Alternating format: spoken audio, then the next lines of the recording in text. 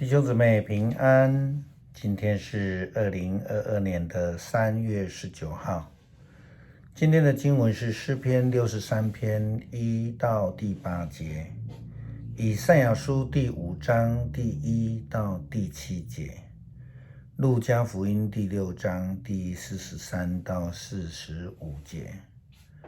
今天要跟大家分享的主题是葡萄园。台湾真的是蔬果的天堂，特别是水果的生产量、种类以及品质，更是让全世界其他的国家来称羡。牧师旅居美国12年，最想念的东西之一就是水果了。在美国，我们或许可以买得到美国本土生产的水果，但是对于热带的水果，比如说凤梨，却是来自南美洲，但品质却跟台湾的差太多了。2020年初，台湾的芭乐成功的销售到美国，是住在美国台湾人的期待，我们或许可以说是福音了哈。但是当台湾的芭乐到了我们的手上，除了有一个满足怀念的香味之外呢，它的口感啊、软硬度啊、新鲜度都差很远。在此之前，说到芭乐，只有适合打汁的墨西哥种红心芭乐，还有某些台湾人家中自己种的台湾芭乐，那么其他的人只能用想的或是期待的。期待能够吃到好吃的水果。果农们辛勤许久，期待收成。在加州买到的凤梨呢，基本上是南美洲来的，刚刚有提过。整颗呢是绿色的，要等上好几天，才会从那个底部呢慢慢成熟上来。有人说这是因为呢，他们从底部打了催熟剂，但是老人家却说，那是因为凤梨头，西瓜尾，所以凤梨的底部就是连接凤梨的这个底部，我们称为头啦哈。那就从那个地方开始成熟，然后也因为天候不适合的原因，很多时候就等到了一半刚刚熟，另外一半就过熟了。许多不太懂得如何处理的台湾人，时常会等到失望。或许用这样的心情可以来体会类比今天的经文，以赛亚书第5章1到7节，上帝透过先知所说的话。上帝所期待的葡萄园，虽然经过了用心的整理园地，种植优良的品种，又挖了一个非常棒的踩踏葡萄的池，预备收成之后呢，生产葡萄酒之用，但却仍只有收成到一颗一颗又酸又涩的葡萄。这样的话，农夫一定会想要改变了哈。或许是农田有问题，或是其他的问题。因为不改变的话呢，再种也没有办法有好的收成。以赛亚先知说：耶路撒冷和犹大的居民啊，你们对葡萄园和我的事评评理吧。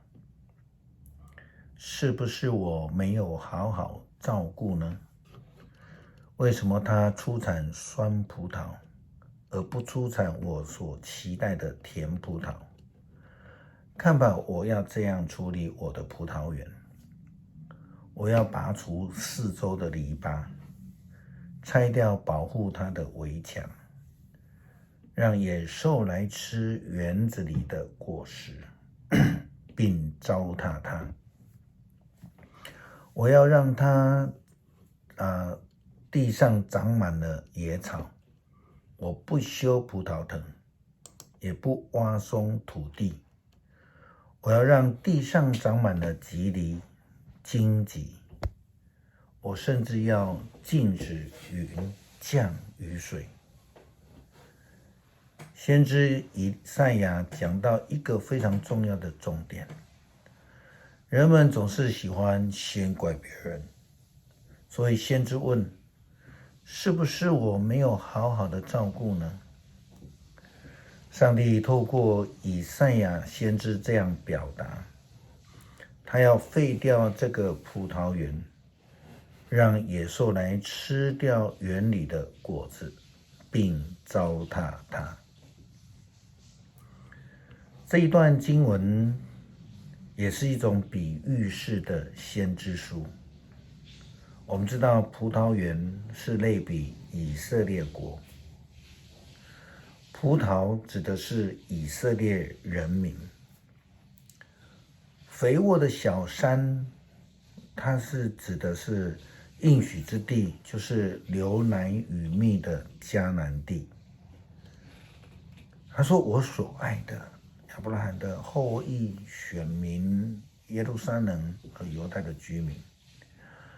整理，他说，在肥沃的这个小山上面，我所爱的开辟了一个葡萄园。他挖泥土、青石头，他种植的品种优良的葡萄。他造了一座高塔做瞭望台。他挖了一个踩踏葡萄的池子。意思就是说，上帝预备了一个一切所需要的好环境，期待着能够有好又甜的葡萄可以收成。但是可惜的是，原本所种的好的品种，所整理的好的环境，在好的照顾下的这个好葡萄树，竟然长成了又酸又涩又不能入口的葡萄。耶稣基督说，好树不结坏果子，坏树也不结好果子。树的好坏从它的果子可以分辨得出来。你们不会在荆棘里摘无花果，也不会在棘藜中采葡萄。好人从他心里头积存的善发出善来，恶人从他积存的恶发出恶来。一个人心里面充满着什么，嘴就说什么。我们的生命是好的葡萄，还是酸葡萄呢？耶稣基督他提醒我们，一个人心里充满着什么，他的嘴里就说什么。换句话说，基督徒要小心，因为我们说话的内容，我们处事的方式，我们对人的态度，都代表了我们是酸葡萄或是好的葡萄，表现出我们是否属于上帝。这提醒我们要谨言慎行。诗篇63篇第1到第8节。上帝啊，你是我的上帝，我热切地寻求你，像一块干旱、焦渴、无水的田地。我切望你，我渴慕你。求你让我在圣所朝见你，让我看见你的大能和你的荣耀。你永远的爱比生命宝贵，因此我要颂赞你。我一生一世要感谢你。我要举起双手向你祷告。我的灵要饱享盛宴，我要向你唱欢乐的赞美诗。我躺在床上的时候纪念你，我整夜默想你，因为你时时帮助我。我在你翅膀的庇护下欢乐歌唱，我紧紧跟随你，你的右手扶持我。主啊，恳求你让我们成为葡萄园里的好葡萄，让我们能够荣耀主你的圣名。在我们与人的相处，我们的言谈处事，都能够证明我们是属主葡萄园里的好产品。求主继续带领我们，祷告奉主耶稣基督的名求，阿们。